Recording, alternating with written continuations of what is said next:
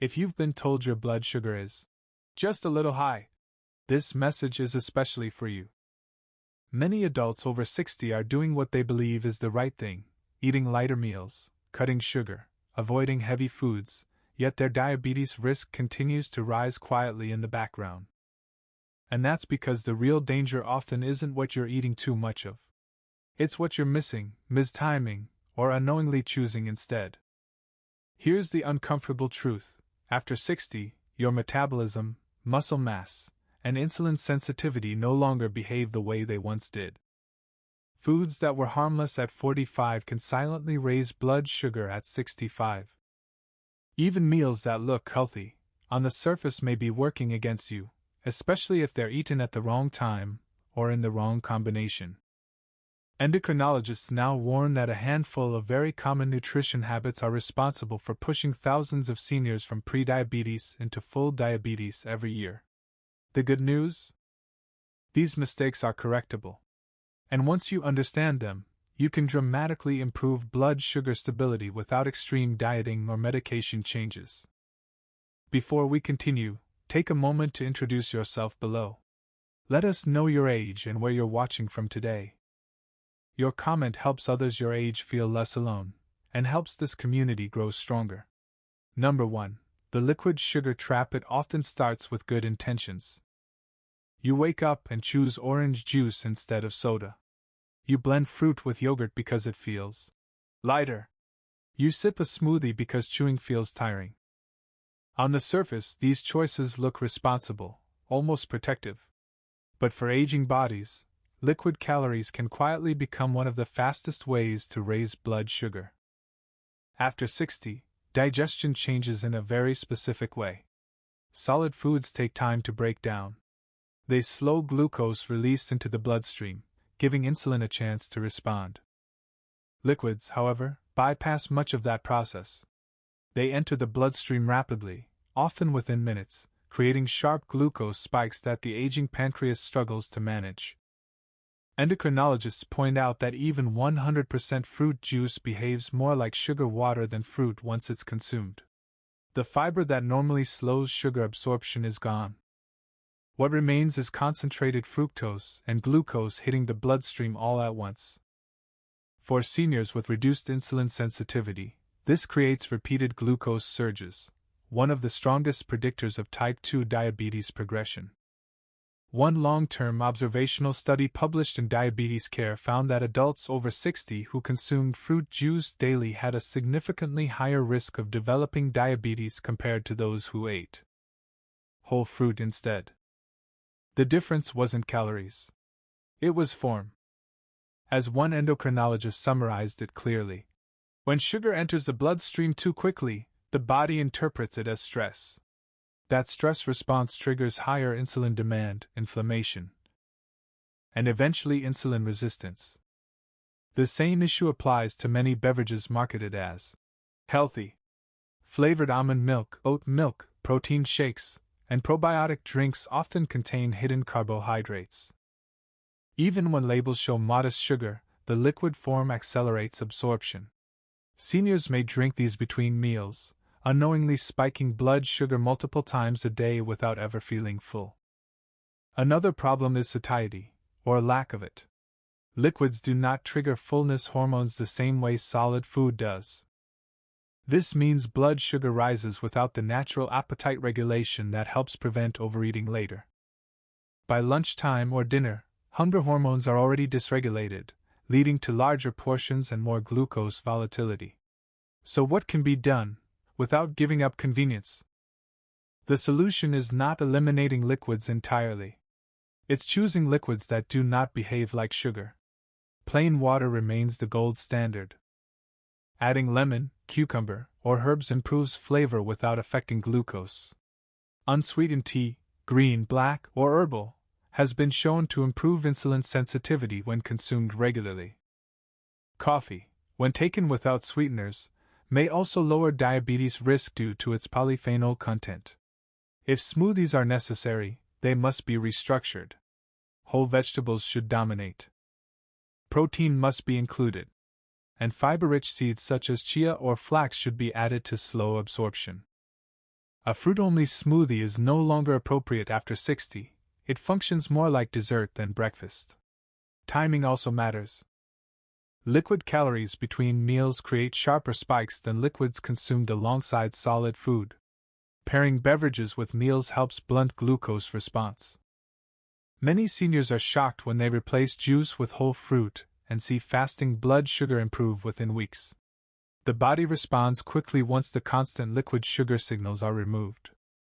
The philosopher Hippocrates once observed, "Let food be thy medicine and medicine be thy food."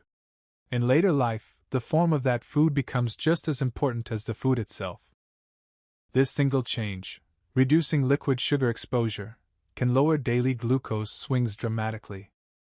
And for many seniors, it becomes the first visible step toward regaining metabolic stability without feeling restricted. Number 2. Protein timing error. Many seniors are told to eat lighter, especially in the morning. So breakfast becomes toast, oatmeal, or fruit. Protein is postponed until dinner, when appetite finally feels stronger.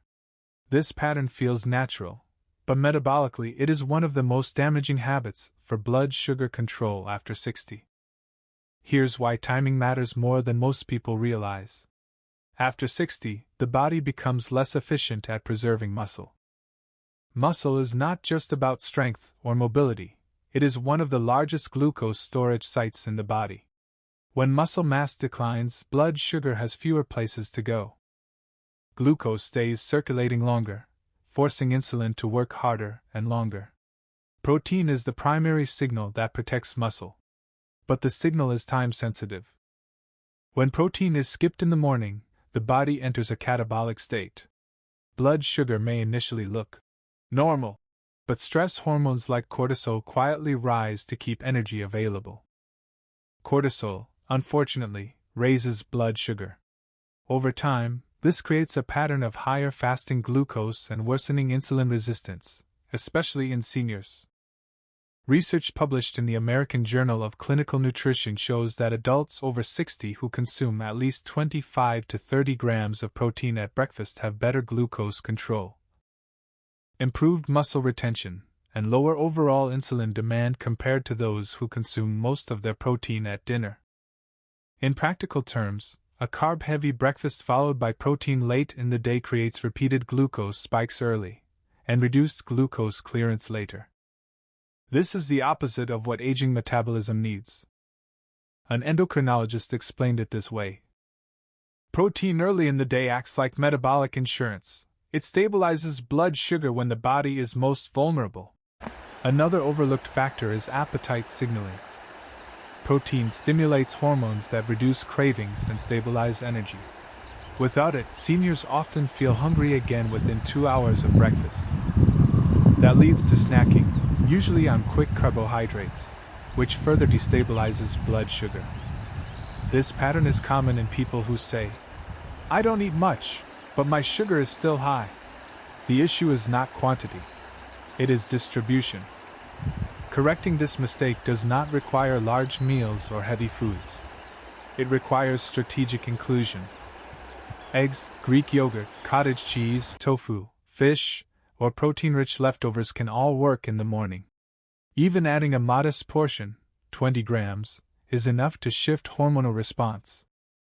For those with reduced appetite, liquid protein paired with fiber and fat can be used cautiously, but solid protein remains more effective.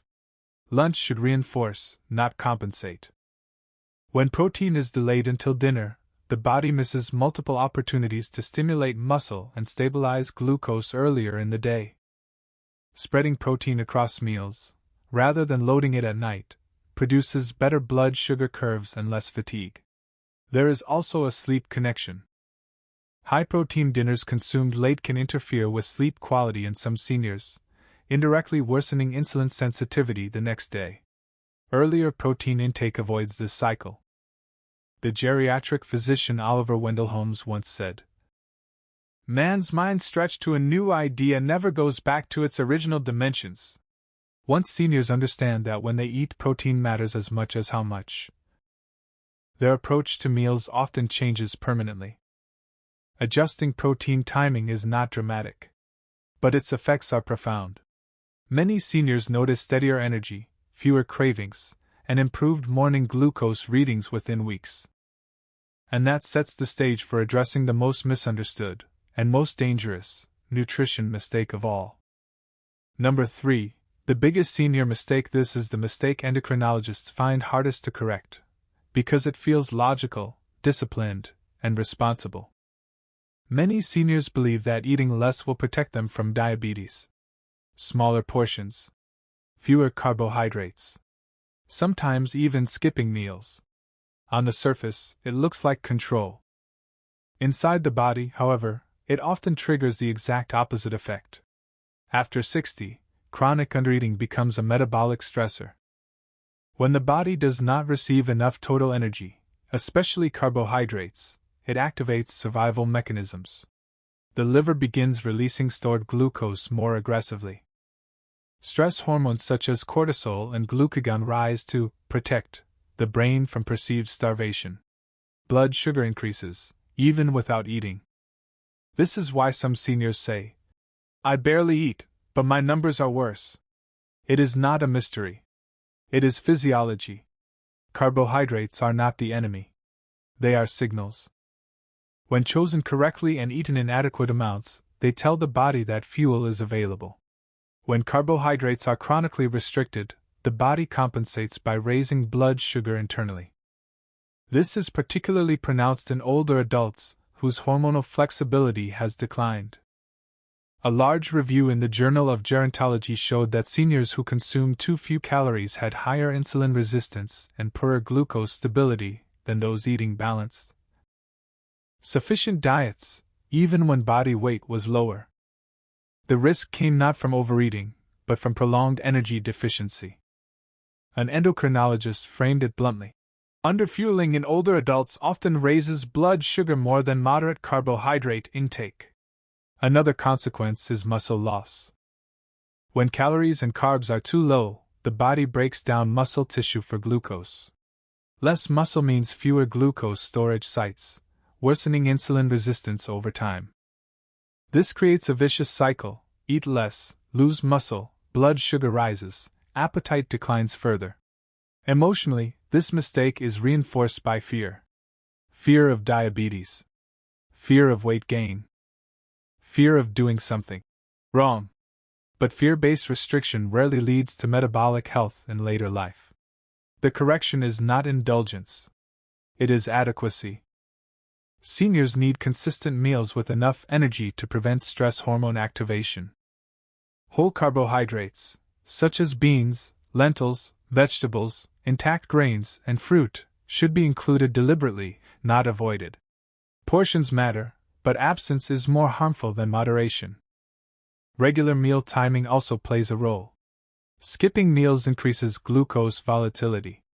Even small, balanced meals signal safety to the body, reducing internal glucose release.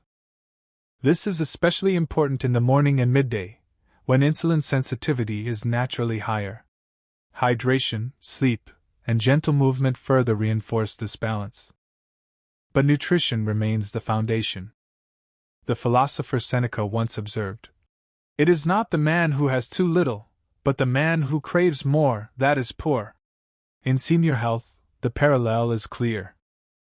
It is not the person who eats enough who is at risk, but the one whose body feels deprived. When seniors begin eating enough, not more, not less, their bodies often respond with calmer glucose patterns, improved energy, and renewed confidence around food. Now, we want to hear from you. Which daily activity has become more difficult lately because of blood sugar or energy changes? Is it walking longer distances, preparing meals, or sleeping through the night? If you're over 60, when did you first notice your energy or blood sugar no longer responding the way it used to? Share with us your experiences and opinions in the comments below. We love to hear them. Thanks for watching.